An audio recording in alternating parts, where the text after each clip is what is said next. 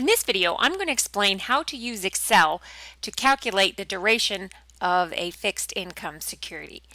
Excel doesn't ask for number of years to maturity for this function. Instead, it'll ask you for a settlement date or a date that the investor purchases the security. I'm going to choose the date that I made this video. Next is the maturity date, and I'm going to say hypothetically that this security is going to mature exactly 5 years from the day I made the video. Next, we enter our coupon rate. I'm going to choose a coupon rate of 5%, a yield to maturity. I'm going to choose 5%, and then a frequency, or the number of payments per year. We're going to start with a frequency of 1, assuming that this is an annual coupon bond. So I'm going to use the Excel function duration. The first argument is the settlement date.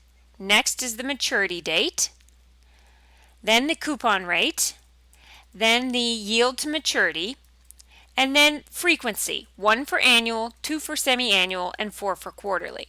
We are going to use the value of 1 that I chose for annual.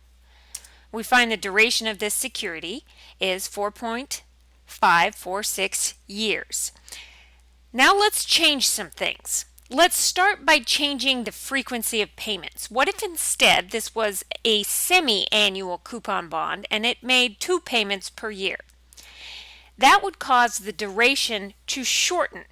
That's because semi-annual coupon payments moves a little bit more of that share of that present value to earlier periods. Just a little bit, though.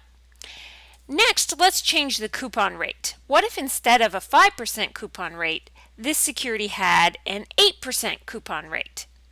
We would see the duration goes down again. That's because a higher coupon rate moves a higher share of that total present value to earlier periods. Next, let's see what happens if we change yield to maturity. Let's suppose instead of a 5% yield to maturity, we had a 10% yield to maturity. So let's try that. What happens now? Well, the duration gets shorter again.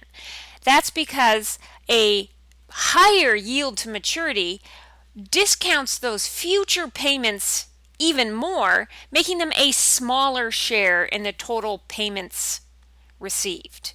So duration decreases if frequency increases, coupon rate increases, and yield to maturity increases. I hope this video helped you understand a little bit how to use the Excel function duration and a little bit more about the determinants of duration.